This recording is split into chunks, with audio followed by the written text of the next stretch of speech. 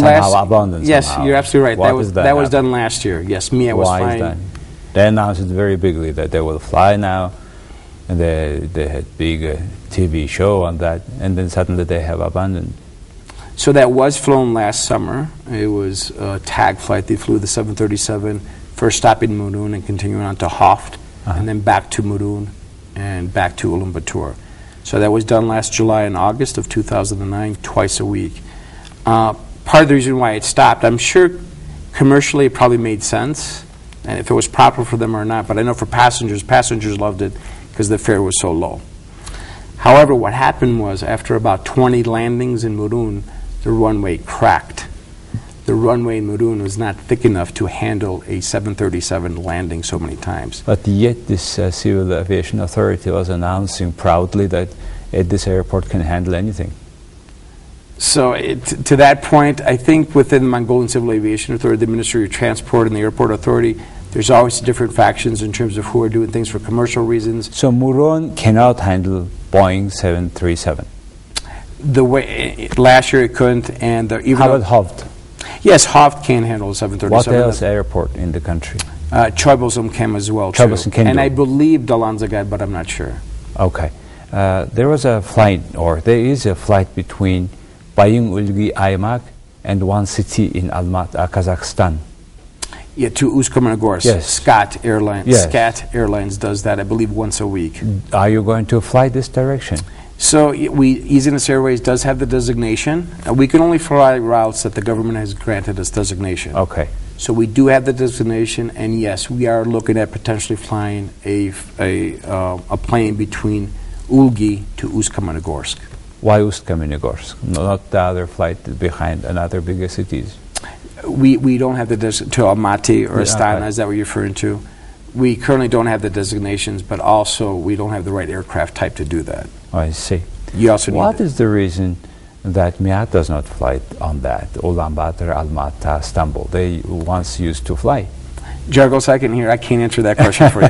I wish I could, because from our perspective, you know, the more international routes that that MIA flies, the better.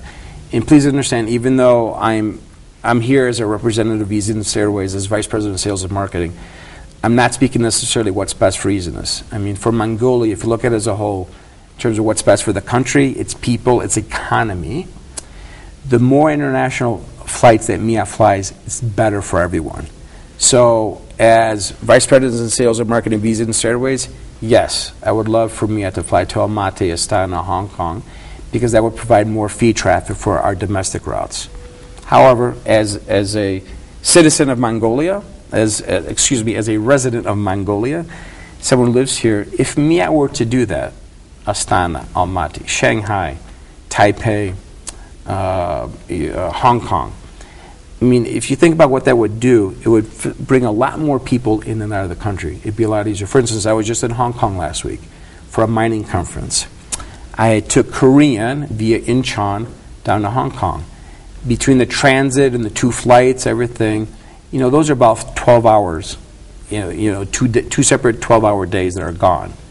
Whereas if there was a direct flight, and yet it is the most convenient flight too. Well, it wasn't necessarily the most convenient. It was also the one that I could get a seat on at the last moment. But if you had a nonstop flight, you know, what would be a half day that's lost is not only 5 or 6 hours.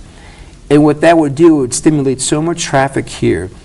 Not only would it be good for MIAT, not only would it be good for Easiness in terms of as businesses, but if you think about what it would do for the country in terms of more people staying at hotels, more people staying at GERS in the summer, people eating at the restaurants, going to shops. It would stimulate the economy in so many different ways. And one of the biggest problems in the country in the development, in particular in this terms of tourism development, is airline connection. First of all, Mongolian Airlines, which is keep losing traffic to Korean Air, and now the other airlines possibly will fly. If MIAT doesn't fly, then others will fly. Good example is, I think, Japanese Airlines, right? Is been flying to Mongolia. So right now we have one Korean airline flying here, Korean Airlines. We also have one Chinese in terms of Air China. From Japan, currently no airlines fly right here. JAL has the designation. They flew a couple of charter flights in the summer 2008. They didn't fly anything in 2009, and now this year they didn't fly anything either because of all the restructuring that they're going on internally.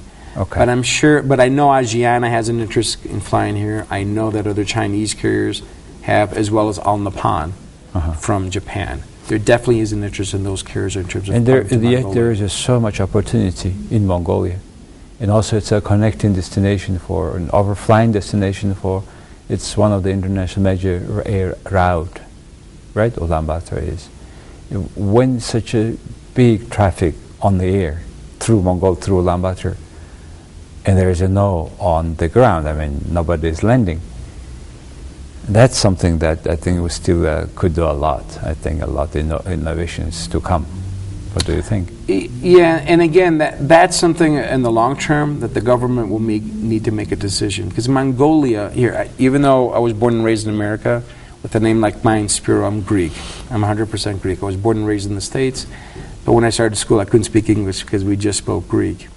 So I'm going with this. Mongolia is no different than Greece, than India, than Italy, in the sense that anytime you have a national flag carrier, the interests are usually of the government aviation policies are aligned with what's best for the national flag carrier, which are not necessarily what's best for the country. So the reason why I said about being Greek, it was the same thing in Greece with Olympic Airways. It was the national flag carrier. Everything was done to protect it from competition. Now, Greece's number one industry is tourism by far. It has no mining. Tourism is the number one, which is number two here in Mongolia. There was such a demand in terms of other carriers flying in that eventually that the government had to cede to allow other carriers to fly, and Olympic could not be competitive. But again, you look at India with Air India. Again, that's another national flag carrier. Italy with Alitalia was finally privatized just this past year. It's something that, you know, every country, every ethnic group, every nationality feels proud of. Everybody wants to say, you know, we're Greek, we have our own national flag carrier, we're Mongolian. Yeah, how about then just to have this flag carrier to be a public company instead of a state-owned company? Well, in the rest of the world, that's the way it's going, towards privatization. Many good cases. Initially, they sell a certain part. Then after the values become increased, then sell another certain part with more bigger price.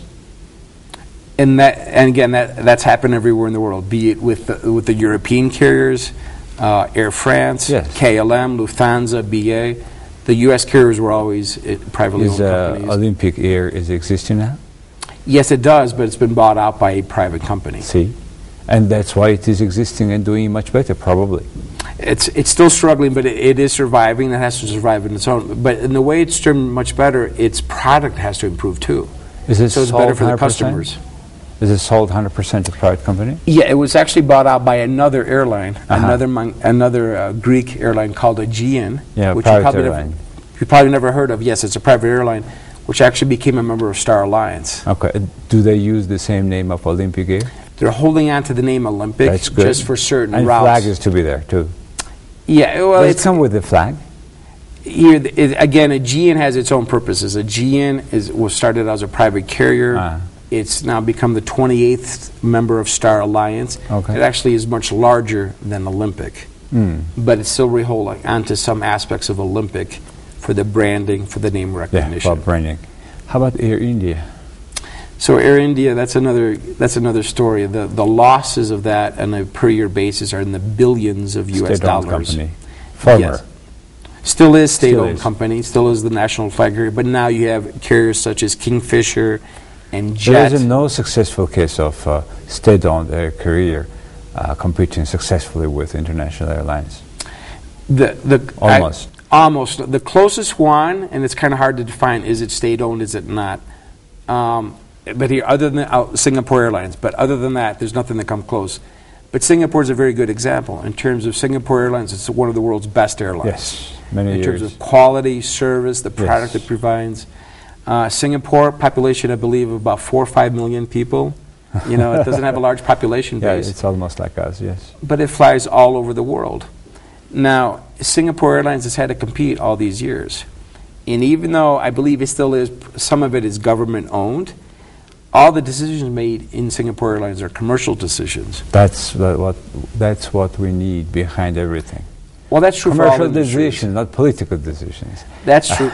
But let me take it one step further with the example of Singapore. I mean, to your point about commercial decisions versus political, I mean, that's not just true for airlines. That's true for all industries. But the Singapore government has taken it one step further. What they've recognized is that the best thing for Singapore is not necessarily protecting Singapore Airlines, but bringing more passengers, more tourists, more business people to Singapore. So the government of Singapore, even though they still are a part owner through Temasek, the national fund Yes. of Singapore, they have invested, a lot of money in building a low-cost terminal at the airport. They built this low-cost terminal. It won't help Singapore Airlines because Singapore Airlines is a very full-scale, upscale product. But the government of Singapore has realized that, we have this new casino. We've opened up so many new office buildings, so many new shops, hotels. They serve different market. Yes, so they've opened up to Air Asia, to between cities, the Air Asia. Yeah. Jetstar. Yep. They want to facilitate more and more of the So low-cost does it- carriers bringing people to Singapore. Does it mean that the national airlines, in particular government-owned national airlines, could be a successful model if it is more integrated into other more market and flying together with other airlines? Yes, but let's take it a little bit more broader. That's not just true for airlines. That's true in any industry. Anytime you have a national flag entity, be it in telecoms, whatever it may be, it's always much better run by the private sector. And I don't say that. You know what's the reason behind? What the reason is behind? Yeah, what? why the state-owned companies are always less effective than the private ones? And typical, it usually comes down to a private-owned enterprise Because demands performance. Private-owned ones are, if they will lose everything. State-owned, if they lose, they will lose only job, not the business, because they don't care. Anyway, this is such an endless, big topic, and it's so important for Mongolia. And I'm so glad that we were able to touch some part of it. And I think the researchers, people will go deeper. And we are glad that people with your expertise like you, living and working in Mongolia for 1 hour private airlines, and happy to see business keep growing, serving the market which is not served otherwise. So good job and congratulations with your business. And thank you very much for coming. Well, thank you for this opportunity and look forward to being here for a long time to come. Thank you. Thank you. Thank you. Thank you. Таны төлөө эх орн чинь юу хийж чадах вэ гэж асуухаас өмнө та өөрөө эх орныхон төлөө юу хийж чадах вэ гэж асуу. Young Federal